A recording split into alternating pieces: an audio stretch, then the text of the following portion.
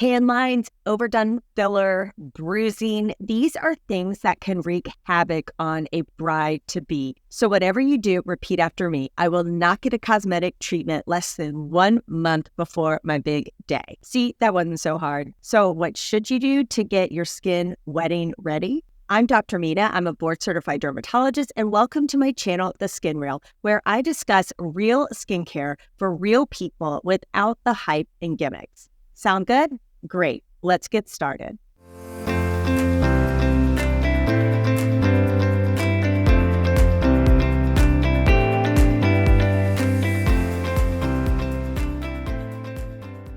This is my weekly recap video with Dr. Devina Mehta, a board-certified dermatologist in New Jersey, where she spills the tea on her bride-to-be journey to get wedding-ready skin.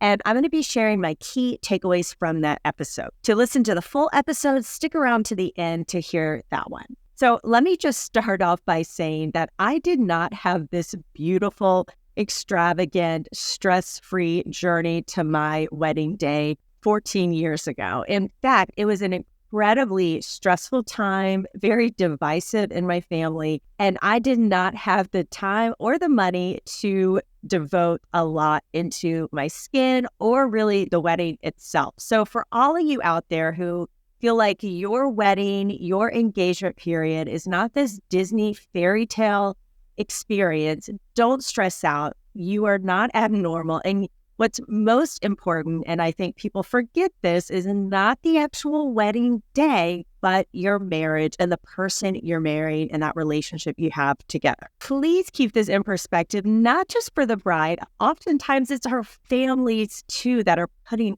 so much pressure on this one single day of our life. Disclaimer for me is that I did not do any of these things before my wedding day, and you certainly do not have to. But there are a lot of brides, a lot of mothers of the bride, mothers of the groom, or bridesmaids who are interested in looking their best. And the wedding is sort of an excuse to really ramp up their skincare, make sure they're in good health, make sure their skin's looking gorgeous for this important, momentous day in their lives. My engagement was so different. My husband and I really DIY'd our wedding ourselves. There was a lot of friction in our families, unfortunately. Thankfully, all that has smoothed over, and we've been married very happily now for almost 14 years, which is really the most important thing. The relationship you have with that spouse is key. So I did not really do anything special for my skin other than my usual routine simplified skincare regimen, which involved, of course,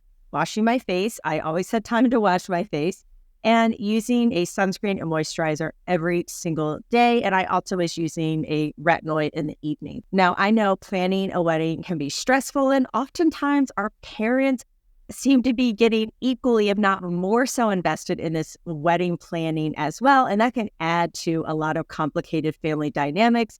You and your family, you may have different visions of that perfect day, that magical day, and this can cause a lot of stress. But here's the beauty. I think once you get married, you realize that it's okay to roll with the punches. In fact, that's how you have a happy, successful, long marriage. Though I do feel like the more you put stress that the day has to be perfect and that absolutely nothing can go wrong, I feel like you're just asking for stuff to go wrong. So in your head, just kind of say, I'm going to go with the flow, whatever happens, happens, and roll with those punches. And I think you'll have an amazing and beautiful day, whether it rains, whether it snows, whether it's sunny. So on this week's podcast episode, I talked with Dr. Mehta about her journey to wedding-ready skin. And I see this a lot in my patients, and I've kind of phased out of friends who are getting married, but I see this in people who are wanting their skin to look amazing for that big day. And a lot of times it's also the family members. So what can you do to get amazing wedding-ready skin? The first thing is that it takes time. So just like you got to book your venue in advance and get your wedding dress months in advance, you need to start thinking about your skincare months in advance. Ideally, 6 to 8 months out, you want to book an appointment with a dermatologist to go in and really address any skin issues that you have. If you've got acne, you've got rosacea, you're going to want to try to get these under control. And it does take time, many times months, for that really to settle out. So 6 to 8 months, get an appointment with your dermatologist. to start talking with them about getting your skin ready for your wedding.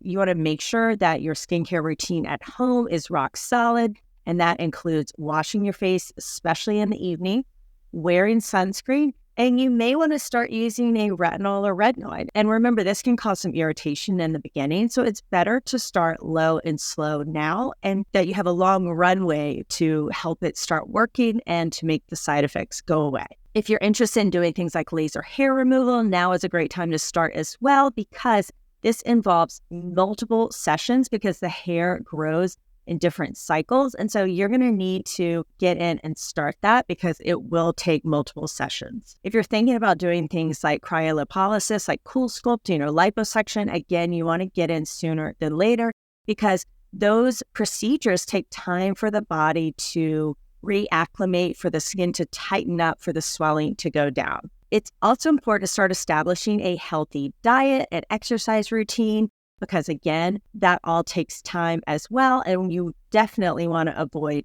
crash diets right before the wedding. That's going to wreak havoc on your skin. And if you've never tried cosmetic procedures like fillers or neuromodulators like Botox, now's a great time to start and try them out. Because if you don't like it, for the neuromodulators, they will have worn off. And then for the fillers, you can either add more if you like it, or you can totally dissolve it if you hate it. And I do think it just helps it settle in and look super natural if you do it a little more in advance. About 2 to 3 months out, you want to be sure you're checking back in with your dermatologist, making sure you're having improvement, that your skin issues, acne, rosacea, whatever, are calmed down, and that your skin is looking amazing and glowing. This is a great time to do any sort of rejuvenation procedures like a Fraxel laser, a CO2 laser, or a strong chemical peel, because it will also give you time for any redness, any swelling to subside as well. You definitely don't want to be doing these kind of big procedures right before the wedding. If you're thinking about doing things like Sculptra or biostimulants, then now is also a great time to start because it does take about 12 to 24 weeks to see the maximum collagen boost in your skin. And then about 1 month to 6 weeks out, you want to go back into your dermatologist. And this is the important visit where if you are going to get things like Botox or neuromodulators, you want to get it done now. I do not like doing these right before the wedding because inevitably someone's going to get bruising. You may not like how the positioning of your brows is, or something could go wrong, because if it's going to go wrong, it's going to go wrong right before your wedding. So I like to give it a good 1 month to 6 weeks out for any neuromodulator so it has time to settle in.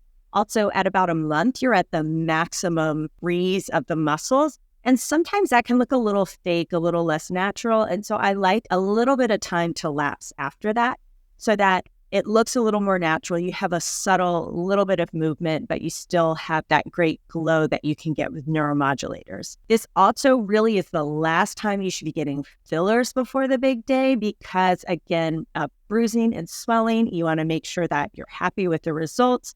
Because if anything needs to be tweaked or removed, you want to give yourself plenty of time for all of that to subside. You want to make sure you're prioritizing self-care. So you may have a lot on your plate and a lot of stuff coming down to the wire, but it's so important that you're still eating well, that you're exercising, and that you're getting good sleep. Because if you don't, it's going to show on your skin.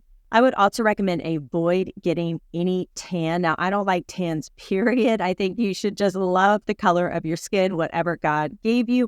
But if you do want a little darkening of your skin or a little glow, then get a self-tanner or get a spray tan before the wedding. And again, I would test it out first before you're in that 1 month window to make sure you like it and that you feel like you look the appropriate color. But do not get a real tan, right? You're going to get tan lines, you could burn, you could get peeling, and of course, you could get skin cancer down the road. So real tans are out. If you want to do a spray tan, go for it. I would recommend testing it out well before the 1 month to 6 week mark just to make sure you like it. And Dr. Mehta made a great point in the podcast. She said to be careful on your bachelorette party. A lot of times these bachelorette parties could be somewhere sunny, and you want to make sure that not just you, but your bridesmaids, your friends are not getting sunburned either, because if they have weird, funky tan lines with your strapless bridesmaid dress, you are not going to be happy. So everyone needs to make sure they're not getting burned and test out that spray tan first to make sure you like it. Now, the day of the wedding, you want to keep it really, really simple. You've got a lot going on. You probably got butterflies in your stomach. The big day is here. And the last thing you want to do is have a complicated skincare routine. So really keep it simple. Use a gentle cleanser, a lightweight moisturizer, and only use products that you've been consistently using over the last several months. Right before the wedding and the day of the wedding is not the day to try out a new product. So stick with your tried and true skincare routine that you've been doing for these last 6 to 8 months. If you're working with a professional makeup artist, make sure they understand your desired look, and hopefully you've even done a test run before the big day to make sure you really like it. Now that you have gorgeous and healthy skin, don't hide it under a lot of makeup. Instead, let your skin stand out. You worked hard for this amazing glow up. And enjoy your day. You did not spend all of this money and stress out only to be stressed out on the big day and not actually have fun and enjoy it. So remember to smile, to relax, to let loose. What happens, happens. There's nothing you can do about it anymore. You've done the best you can to plan. So now sit back, kick your feet up, and enjoy this beautiful, special day. If you'd like to hear my full podcast episode with Dr. Mehta, be sure to click here to see that video, and I will see you next week.